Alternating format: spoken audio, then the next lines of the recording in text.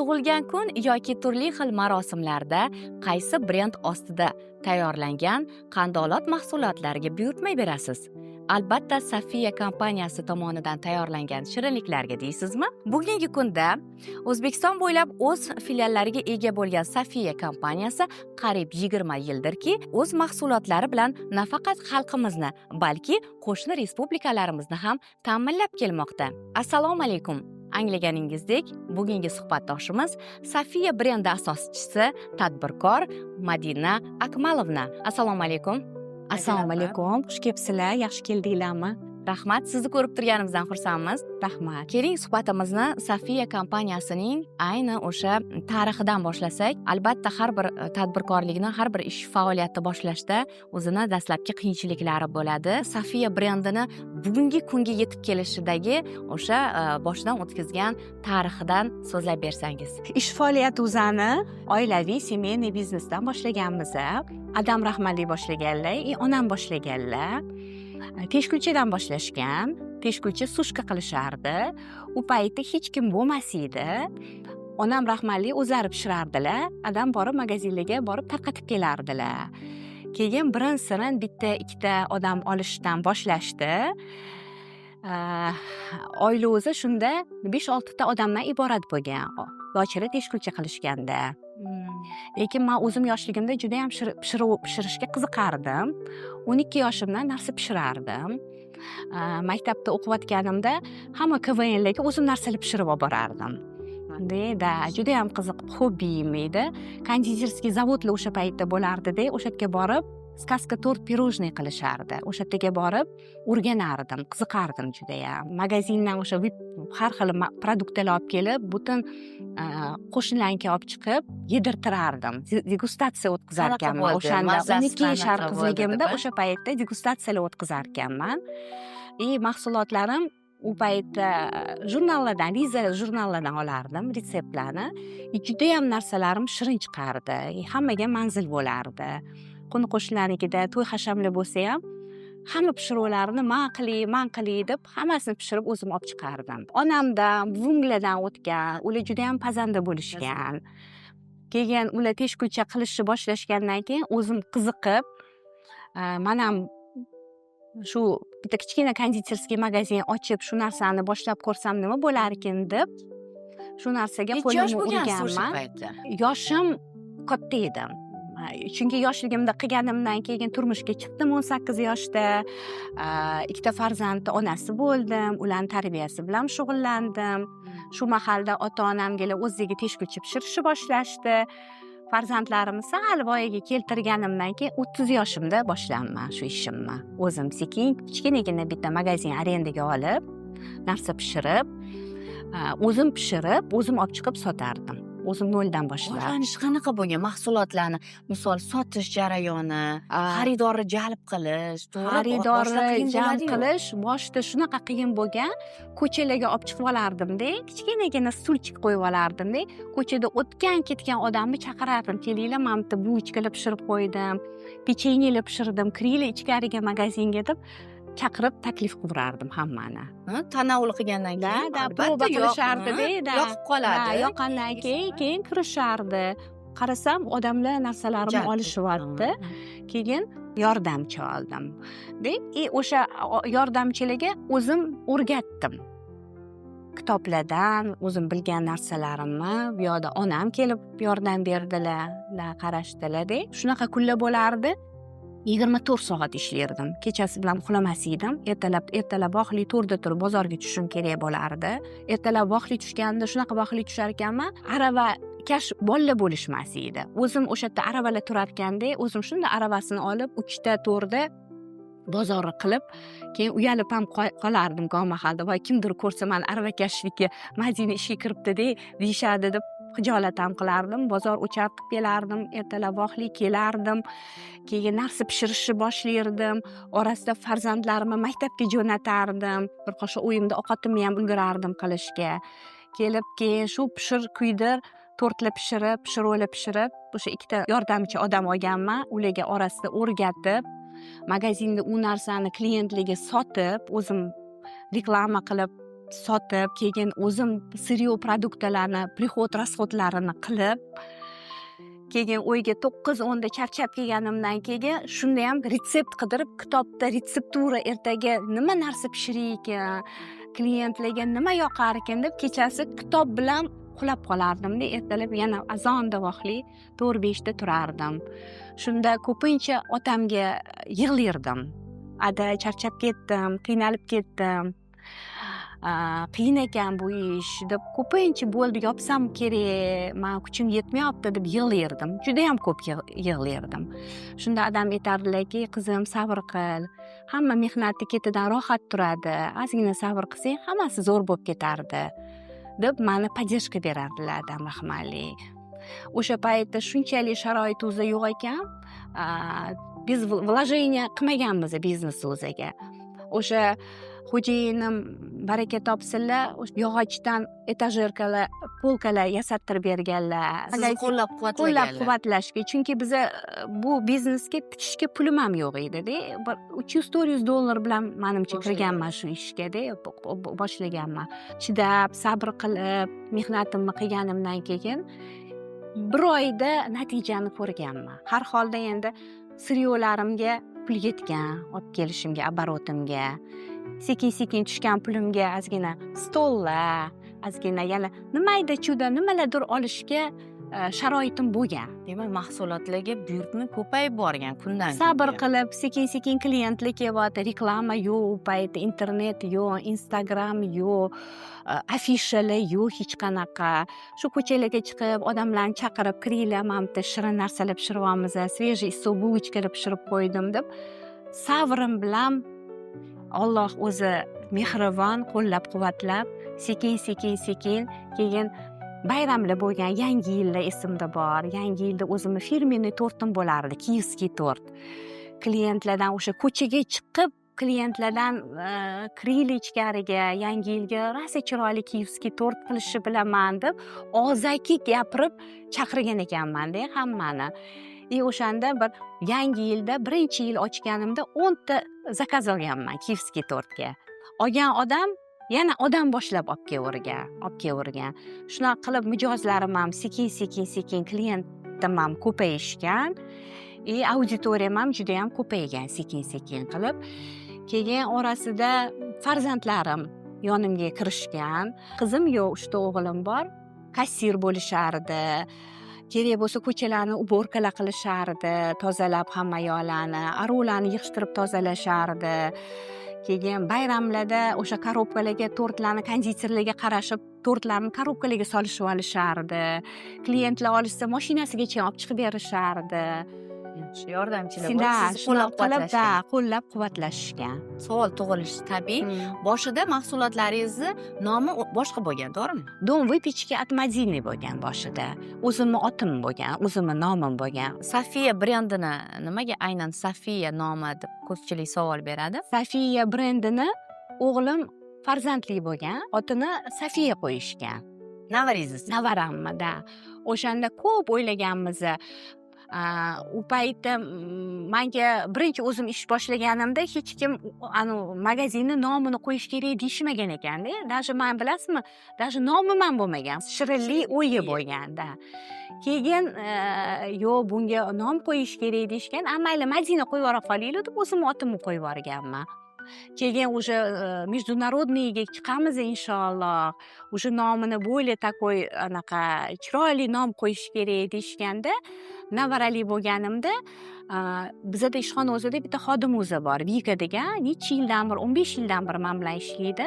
Madina, почему бы не назвать дом выпечки от Madini Safiya degan. Shu narsa menga shundoq ma'qul bo'lgan. Keyin shu Safiya qo'yganmiz navaramni nomiga. Birinchi navarangiz bo'lgan, birinchi navaram.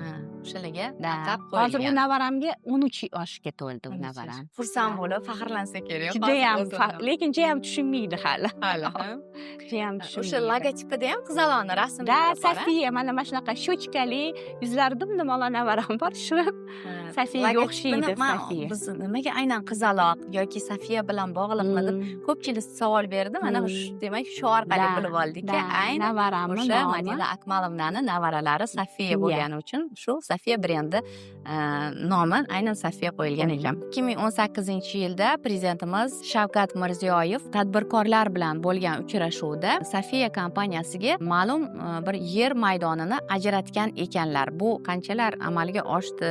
Voy, baraka topsinlar Shavkat Miramonovich, umrlari uzoq bo'lsin, tan jonlari sog' bo'lsin. Ijarada edik. Juda ham qiynalib qolgan ahvolda edik. Chunki rivojlanguzi kelyapti, mablag' o'zi yo'q, sharoit o'zi yo'q, zavod o'zi yo'q, sig'mayapmiz. Klienturalardan spros katta ketyapti. Shirovlar o'ziga talab katta bo'lyapti-da. Bizda sharoit bo'lmaganiga biz juda ham qiyin ahvolga tushib qolgan edik. Uchrashuvdan keyin shu yengillikni olib kelganlarida naqadar biza xursandchilik bo'lgan, siz tasavvur ham qila olmaysiz. Butun ishxona o'zi xursand bo'lgan. Shunaqa endi bizaga xursandchilik olib kelganlar, yer berib, 1 yil deganda yer oldik, zavodni mana qurdik, alhamdulillah. Ko'chib ham kelib mana 3 yildan bir faoliyat ko'rsatyapmiz. O'sha paytda sharoit o'zi yo'qligida 40 ta tochka o'zi bo'lsa, hozir 140 ta tochkaga darajagacha chiqdik. Shunchalik bizaga shu zavod kerak edi. Prezidentimizning qo'llab-quvvatlari sababli tadbirkorlar bugungi kunda chet mamlakatlardan o'sha mahsulotlar, pishiriqlardan o'zining maxsus baribir texnikalari bor. O'sha olib kirish masalasi ham ancha, shu soliqlar masalasi ancha imkoniyat yaratildi, to'g'rimi? Judayam katta sharoitlar yaratildi. Aytganingizdek, liniyalar olib keldik. Sharoit o'zi yo'q edi, liniyalar olib kelishga. Odamni ko'paytirdik. Magazinlar o'zani ochdik. Assortiment o'zani, pishirovda assortiment o'zani 2 barobar ko'paytirib yubordik. Oldin 200 ta assortiment o'zi bo'lsa, 400 ta qilib yubordik assortiment o'zani. Shunaqa sharoitlar o'zi zo'r bo'lib ketdi. Bugungi kunda Safiya fabrikasida nechta inson faoliyat yuritadi? 4,5 mingta. 4,5 mingta ishchini ish bilan ta'minlaymiz. Fabrikani ichida 2,5 mingta, magazinlarda, sotuvlarda 2 mingta. 4,5 mingta odam ishlaydi. Kelgusida maqsadlar o'zi katta. Inshaalloh nasib qilsa ko'p joylarda ochmoqchimiz. Ushbu seximiz bu xamir mahsulotlari ishlab chiqarish sexi. Ko'rib turganingizdek bizda asosan qo'l mehnati ishlatiladi. Bu yerda deyarli kuniga 30 mingga yaqin bulochka, 15 mingga yaqin somsa ishlab chiqariladi. Asosan ayollar tashkil topadi. Ya'ni ta'kidlab o'tmoqchimanki, biz hozir inklyuziya proyektini boshlaganmiz. Bu nima degani? Biz nogironligi bor, ikkinchi guruh nogiron, asosan eshitmaydigan, kar sog'liqlarni ishga olganmiz. Hozirgi kunda 100 ga yaqin shunaqa xodimimiz ishlaydi. Shu seximizda ularga barcha sharoitlar yaratilgan. O'zimiz tomonidan surda tarjimonimiz bor. Ularning salomatligiga qarab Albatta, ularning salomatligiga qarab, ularni cheklangan imkoniyatidan kelib chiqib, xuddi shunaqa ishlab beramiz va ular hozirgi kunda juda samaradorligini ko'rsatyapti, chunki vaqtini bekor gaplarga, boshqalarga hech sarflamaydi, faqat turib joyida ishini qiladi. Ular oylik maoshlari ham yaxshi bo'lsa kerak. Albatta. Agar ishchi xodimlar xursand bo'lsa, ish ham sifatli bo'ladi, to'g'rimi? O'shaning uchun biz imkon darajasida barcha sharoitlarni qilib berishga harakat qilamiz. Misol uchun, og'irroq mehnat qiladiganlarga qo'shimcha pul to'laymiz yoki bir oyda bir marta uyiga bir kichkina ro'zg'or qilib beramiz. Mana shu fabrikadan eng yoqadigan joyi qaysi? Qaysi joyga har gal kirib maza qilib chiqasiz? Siz aytganingizdek, albatta, har bir sexi, har bir burchagi, har bir joyi biz uchun sevimli, chunki o'zim korxonada deyarli 9 yildan beri ishlayman. Yangi pishib chiqqan mahsulotlarni ko'rganimda juda ko'zlarim quvonadi. Sifatlari juda a'lo darajada deb o'ylayman, chunki biz mijozlarimizdan hech bir hali yomon e'tiroz hech kelgani yo'q. Aynan shu xamir mahsulotlari bo'yicha. Shuning uchun menimcha shu joy eng yaxshi ko'rgan joyimiz ham bo'ladi. Yana bir savol tug'iladi. Safiya brend ko'pgina tanlovlarda tadbirlarda o'sha yangi yil arafasida bo'ladigan ko'pgina o'sha tanlovlarda birinchilikni yo gran prini adashmasam 4 yil yo 5 yildan beri yil brendi mukofotini olib kelyapmiz. O'shandagi taassurotlar shu jarayon haqida ham gapirib bering. Taassurotlar haqida gapirganda nima? Faqatgina quvonch, ikkinchidan g'urur va faxr. Eng muhimi bu unvonni bizga mijozlarimiz xalq tomonidan berilayotgani bu juda quvonarli holat. Bundan biz juda faxrlanamiz. Xudo xolasa O'zbekistonning har bir viloyatida Safiya shoxobchasi bo'ladi. Hozirgi kunda Sirdaryo viloyatida qurilish ishlari ketyapti. 2 oylar ichida o'rta ham savdo shoxobchamiz ochilishi rejalashtirilgan. Jizzax viloyatida yaqinda ochdik va shu bilan O'zbekistonning har bir viloyatida bizning shoxobchamiz bor bo'ladi, filialimiz bor bo'ladi. Xo'p, mana O'zbekistonni butun hududini qamrab oldik. Chet davlatda ham, mana qo'shni davlatlarda ham hozirgi kunda o'zimizni o'sha filiallarimiz mavjud. Yana boshqa o'sha Yevropa davlatlariga balki chiqish niyatlari bordir. O'tgan yili Almatada bu uzoqroq O'zbekistondan ancha Chimkent shahrida ancha uzoqroq birinchi do'konni ochdik.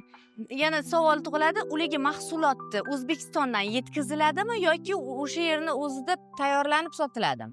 Mahsulotni bir 60-70% O'zbekistonda yetkazib beriladi va qolgan qismi bir 30% u yerda joyida tayyorlanib pishiriladi. U yerda kichkina seximiz bor. O'sha yerda ishlab chiqariladi. Mana yaqinda o'zim yakshanba kuni bolalarim bilan Sergeli filialida bo'ldim. 24 soat ishlarga qulay. Eng yoqqan tomoni bolalarimiz tinch. Bolalar maydonchasi bor ekan. Bolalarimizni qo'yib, o'zimiz opa-singillar maza qilib, chaqchaqlashib o'tirdik. O'sha kirgan Sergeli filiallaringiz bu bizning flagman filial deyiladi. Flagman filiallarimiz bu katta o'tiradigan joylari ko'p. Barcha shu turdagi filiallarimizda hamma sharoitlar yaratilgan. Shirinliklar bolajonlarni jonu dili, albatta o'sha tug'ilgan kunlarda, yaxshi kunlarda shirinliklarni ko'proq iste'mol qilib qo'yishadi. Bunga biz tanbeh bera olmaymiz, baribir uyda mehmon bo'ladi. Ayrim mahsulotlar, ayrim shirinliklar o'sha shirin ta'mini me'yordan oshirib yuboradimi? Biza ham bilasizmi, mana shu tortlar ro'zada kremlar ro'zani juda ham shirinini men maksimalni kamaytirishni xohlayman-da. Shu narsani. Juda ham mana shu yeganda biza hamma narsani tabiiy narsa ishlatamiz. Malina, smorodina, vishnya hech qanaqa sun'iy narsa qo'shmaymiz-da. O'sha tortni yeganda, pirojnini yeganda shirin, yagoda, vishnya, naturalniy produktlarni mazasini o'ldirib qo'yadi-da. O'shanga shirinni kam qilsangiz, maza bilinsin, notasi bilinsin deyman-da. O'zi maksimal darajada shirinlikni, shakari kam solishni harakatini qilamiz. Allergiklarga PP liniyani yaratganmiz. Bu PP liniya o'zi hamma magazinlar o'zida bor. Bu bemalol allergiklar olib yo'laydi bizning shirinliklarni, PP desertlar o'zani. Safiya shirinliklarining narxi haqida gaplashsak, ba'zan qimmat emasmi deb qolamiz. Sababi boshqa shirinliklar bilan taqqoslaganda anchagina tafovut bor. Bunga sabab nimada? Biza Safiyada oliy darajada produkt ishlatamiz. Sifatli, sun'iy narsalar ishlatmaymiz. Hammasi naturalniy produkt. Mevali shirinliklarga ehtiyoj katta, ko'pchilik yaxshi ko'radi. Umuman mevalarni qishin, yozin saqlash uchun uni saqlash ham baribir qiyinchilik tug'diradi. O'zingizni bog'ingizga egamisiz yoki buni saqlash tartibi qanaqa? Xudo xolasa mevazor qilishga hozir biza yozda sezon o'zida shpankalar, malinalar, golubika, yejevikalarni hamma narsani o'zini chetda viloyatlardan sotib olamiz. Katta объемlarda, morozilkalarda ularni hammasini saqlaymiz. Hozir o'tgan yili biza eksport qilib ham olib keltirdik golubika, malinalarni. Boshqa davlatlar. Katta davlat, boshqa davlatlardan. Hamma narsa. Yana shirinliklarda sut mahsulotlari ishlatiladi. Sut mahsulotlari haddan ortiq ko'p ketsa kerak. Bu tabiiy. Ferma bormi yoki qaysidir fermerlar bilan shartnoma qilingan. 3-4 ta fermerlar bilan joylarini borib ko'rib kelib, o'zi xotirjam bo'lib, bizning отдел o'zi bor, OTK отдел. Har bitta joydan olish o'zidan albatta ular chiqib ko'rib, bizga standart o'ziga to'g'ri keladimi yo'qmi ko'rib kelishadi. O'shandan keyin biz ular bilan dogovor qilib, o'sha fermalar bilan dogovor shartnoma qilib, har bitta mahsulot o'zini tarixi bor. Hozir men hozirgi paytda texnolog bo'lib ishlayapman, bosh texnologiman Safiyada. O'shaning uchun butun mehrimni, butun kuchimni shu mahsulotni yaratishga kuch beraman. Yangi mahsulot yarataman, sifatiga qarayman. Har bitta mahsulotni o'zini tarixi bor. Masalan, mashti turgan mahsulotlarning ham o'zini tarixi bor. Bular eklerlar. Bizda 8 xil ekler bor. Buni har xil nachinkali bor. Shokoladniy bor, kokosovый bor, yagodniy bor. Bularni yaratgan o'ziga 6 yil bo'ldi. Har bittasini yili bor, Yili bor. 6 yil bo'lgan. 6 yoshga to'ldi. Da, qachon yaratilgan, qanaqa biza bularga vkusovoy kачествоlarni yaratguncha qancha vaqt ketgan, 3 oy, 6 oy bir xil narsalarni bir yillab yaratamiz-da. Bu shu yaratganmiz, shunchalik bu xalqqa manzil bo'ldiki, shu narsa joyida 6 yildan beri yashayapti. Ko'p mahsulotlar o'zi bor, yashamaydi. 1-2 oy, 3 oy, 4 oy, 1 yil yashaydi, maza qilib olib ishlatishadi. Tartaletka bularni istoriyasiga 17 yil bo'ldi. O'sha birinchi ishimni boshlaganda shu tartaletkalar yaratganmiz. 17 yildan beri xalqi dasturxonida har bittasini zuvalab olib, qoliplarga solib, buni ichida tiydik mehnatini endi faqat odam ko'rsa bila oladi. Qanaqa mehnat turibdi buni ketidan. Demak, har bir shirinlikni o'z tarixi bor. Demak, yil bo'lgan, mana 6 yil, 10 yil, 17 yil tarixga ega Mana bu pirojnilar o'ziga 8 yil bo'ldi. Mana e'tibormani har bizada yaratgan narsalar o'zi uzoq muddatda xizmat qiladi xalqqa. Chunki biz yaratgan o'zida juda ham mehr o'zani beramiz. Madina opa, xorijiy mamlakatlarda ko'p bo'lasiz. Mana yaqinda telefon orqali muloqotda bo'lganimizda ham ayni chet davlatda ekaningizni aytdingiz. Siz ayni chet mamlakatlarda ish yuzasidan borasizmi yoki sayohatlarni xush ko'rasizmi? Yo bo'lmasam ham ziyorat, ham tijoratmi? Ham ziyorat, ham tijorat desa ham bo'ladi. Ziyorat qilishni juda ham yaxshi ko'raman. Путешествовать qilishni, chiroyli joylarni ko'rib, ilhomim keladi, g'oyalarni olaman. Suhbatimizni an'anaviy savollar bilan davom ettirsak, madaniyat tushunchasiga Madina Akmalovna qanday ta'rif beradi? Madaniyatni odob, odamlarga mehr oqibat, odamni tarbiyasini madaniyat deb bilaman. To'g'ri tarbiya oladigan odamlarni madaniyat deb bilaman. Bugungi suhbatimizni bir boshqacha bir kayfiyatda, boshqacha bir ruhda bo'ldi. O'ylaymanki, bizning suhbatimizdan keyin yosh tadbirkorlar yoki endi faoliyatini mana shu sohaga qo'shadigan tadbirkorlarga yaxshigina bir maktab bo'ldi, yaxshigina bir maslahatlaringizni berdingiz. Kelgusida o'zlarining ish faoliyatlarida albatta bu bergan tavsiyalaringiz as qotadi. Rahmat Madina. Rahmat sizlarga ham. Samimiy suhbat.